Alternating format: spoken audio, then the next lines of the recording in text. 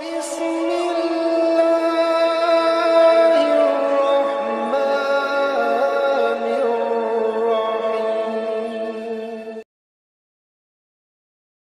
teman-teman sekarang cara merayu Allahnya apa? Rayu dengan berbuat baik sama orang tua.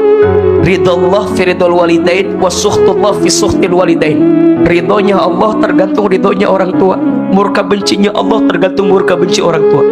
Mohon maaf lahir batin. Boleh jadi hari ini teman-teman terhambat hidupnya, banyak persoalan datang dalam kesehariannya, karena boleh jadi ada goresan luka di hati orang tua kita, yang membuat Allah mungkin belum meridho dengan apa yang datang dalam hidup kita. Kita tidak bisa milih orang tua kita siapa, tapi kita bisa milih hidup kita ke depan mau seperti apa. Yang paling mahal dari setiap kejadian itu adalah hikmahnya. Kadang kita harus dibanting agar nanti kita terpelanting. Kadang kita harus ditempa agar kita ditempatkan pada keadaan yang lebih baik. Seseorang tidak akan mungkin dibesarkan kecuali dia diberatkan dalam hidupnya. Seseorang tidak akan mungkin mendapatkan kebaikan sebelum dia mendapatkan kesedihan dalam hidupnya. Apa sih yang membuat hati mudah gelisah? Maksiat. Apa ya yang membuat hati mudah sempit? Maksiat. Apa sih yang bikin kita jalannya jadi luar biasa sulit? Maksiat. Maka caranya kurangi maksiat. Gimana caranya? Perbanyak taubat. Jadi kalau teman-teman ingin taubatnya diterima, ada 3 syarat taubat diterima. 1, menyesal.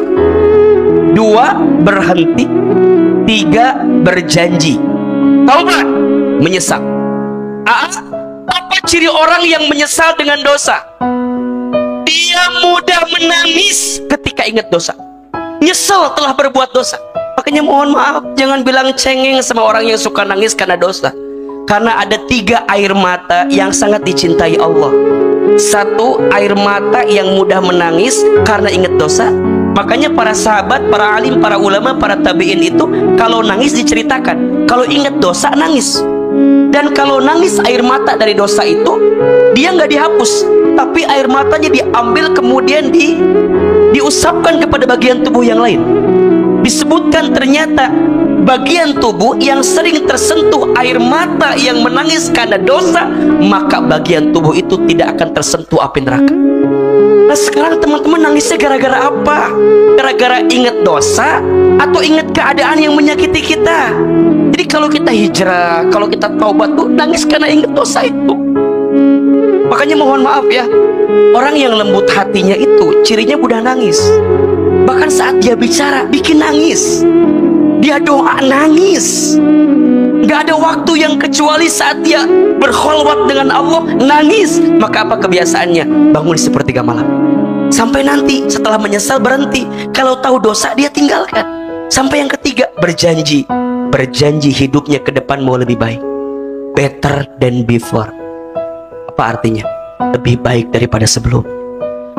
Kalau sekarang kamu ngerasa bahwa kenapa ya kok hidup aku tuh berantakan gitu ya, kayak ada persoalan, cek. Boleh jadi berantakannya hidupmu bermula dari berantakannya sholatmu. Banyaknya engkau melalaikan sholat sehingga banyak juga hidupmu yang terlalaikan. Seringnya kamu mengakhirkan sholat, boleh jadi banyak urusanmu yang diakhirkan dalam hidup ini. Perbaiki sholatmu, maka Allah perbaiki hidupmu. Jaga sholatmu, maka Allah jaga hidupmu. Ayo teman-teman sayang, apapun hajat kita, yuk perbaiki sholatnya. Karena saat kamu memperbaiki sholat, maka Allah perbaiki semua urusan kamu. Yuk bismillah, ya perbaiki sholat. Rumusnya, yang wajib dijaga, yang sunnah ditambah. Ahilman merasakan betul. Kalau yang wajib udah pasti, yang sunnah, catat ya, 3 sholat sunnah yang akan merubah keadaan hidupmu. 1, sholat sunnah tahajud, belajar bangun di sepertiga malam. 2, sholat sunnah 2 rakaat sebelum subuh, lebih baik daripada dunia beserta isinya. 3, sholat duha 4 rakaat setiap pagi. Barang siapa yang tidak tertinggal sholat duha 4 rakaat setiap pagi, maka Allah cukupkan kebutuhannya. Ahilman yakin. Mohon maaf, saya sejak kecil anak yatim. Saya ditinggal orang tua saya sejak kecil. Ketika ayah saya meninggal, ibu saya menjadi seorang single parent yang sangat luar biasa. Beliau nitipin dua sama saya. Satu, Hilman belajar yang rajin, belajar ilmu. Mama nggak ngasih harta sama Hilman, tapi mama ngasih ilmu. Kalau Hilman dikasih harta, maka nanti Hilman yang akan capek ngejagain harta.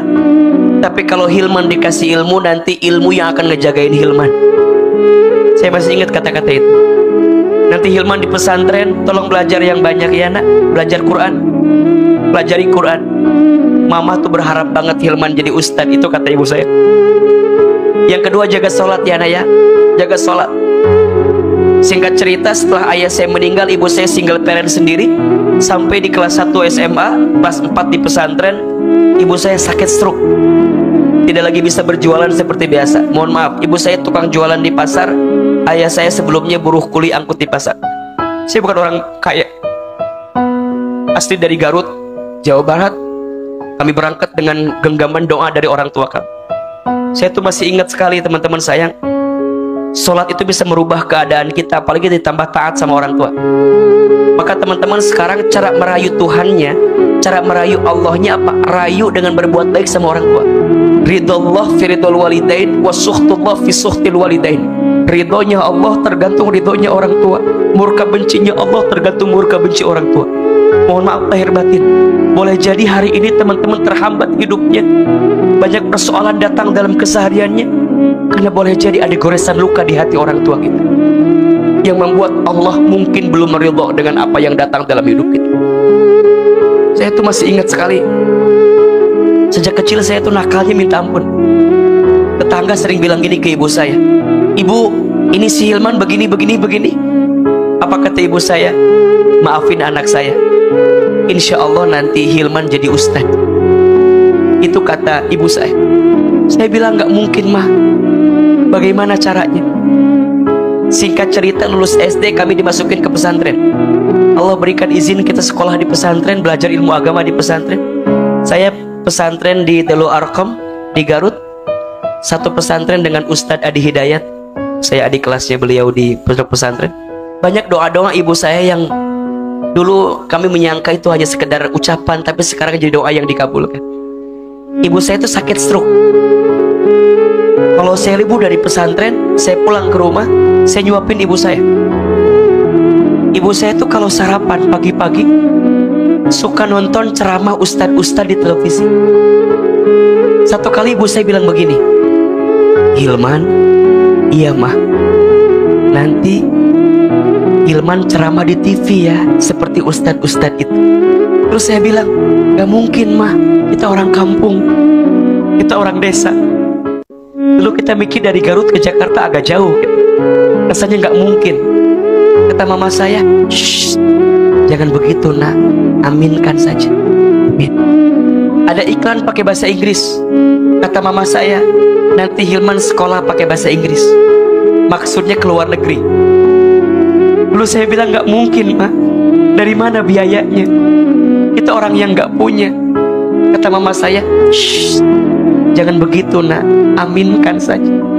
Ibu kami pernah dapat sejadah gambarnya Ka'bah. Setelah beres sholat, beliau baca talbiyah, labbaik Allahumma labbaik. Satu kali saya tanya, Mama tuh kenapa kalau setiap beres sholat suka baca talbiyah?" Dipeluk badan saya, dicium kening saya, diusap kepala saya. Apa kata mama saya? "Hilman, mama itu ingin sekali berangkat ke Baitullah. Mama doakan ya, Hilman bisa bolak-balik ke Baitullah." Amin. Teman-teman tahu, dengan izin Allah, sekarang apa yang dulu ibu saya ucapkan sekarang terjadi semua. Ibu saya bilang nanti Hilman ceramah di televisi. Sekarang setiap pagi Hilman di CNN Indonesia, kadang di Trans TV. Tapi saya sedih. Apa sedihnya? Ibu saya tidak sempat nonton saya di televisi, karena Allah lebih dulu memanggil usia ibu saya sebelum saya tampil di televisi. Saya dapat kesempatan ke Amerika, ke Jepang, ke Kanada, ke Timur Tengah. Sekolah saya dari S1 sampai sekarang S3 dengan izin Allah semuanya beasiswa. Ustaz pinter ya? Enggak, saya enggak pinter. Saya hanya beruntung aja. Beruntungnya kenapa?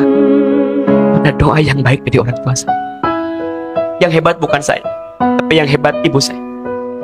Saya bisa bolak-balik ke haji umroh setiap tahun karena ada tour and travel yang kita bimbing, bisa berangkat kapan saja dengan izin Allah. Tapi saya sedih, tangan saya belum sempat menggenggam tangan ibu saya untuk bisa berangkat ke Bait.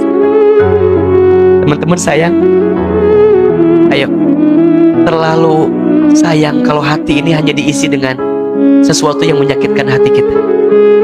Mulai hari ini buka ruangnya, tatap orang tua kita.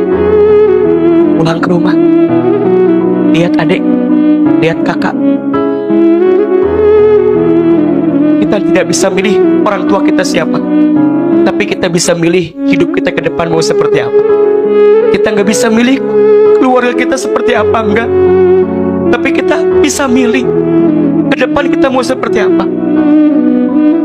Teman-teman, mungkin ada yang merasa, aku mah keluarga yang miskin, keluarga yang gak punya. Jangan putus asa. Anda punya harapan kebaikan jika Anda mau mengisinya dengan kebaikan di hadapan Allah Subhanahu wa Ta'ala. Ayo, belajar melembutkan hati, tinggalkan yang tidak bermanfaat itu. Fokus dengan ketaatan kepada Allah Subhanahu wa Ta'ala. Perbaiki hubunganmu dengan Allah, maka Allah akan perbaiki urusan dalam hidupmu itu, apapun itu. Tolong jaga sholat, baik sama orang tua. Insya Allah tingkatkan taatmu kepada Allah, maka Allah akan tingkatkan hidupmu dalam kebaikan. Mudah-mudahan apapun yang terjadi hari ini dengan kita, Allah memberikan hikmah yang baik untuk apapun yang terjadi itu. Dan ingat, yang paling mahal dari setiap kejadian itu adalah hikmahnya.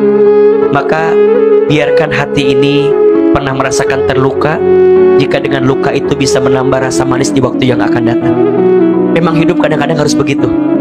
Kadang kita harus dibanting agar nanti kita terpelanting. Kadang kita harus ditempa agar kita ditempatkan pada keadaan yang lebih baik. Seseorang tidak akan mungkin dibesarkan kecuali dia diberatkan dalam hidupnya.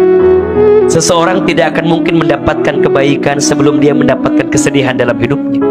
Jangan khawatir dengan masa lalu, jangan cemas dengan masa depan. Jalanilah hari ini, karena engkau sedang hidup di hari ini.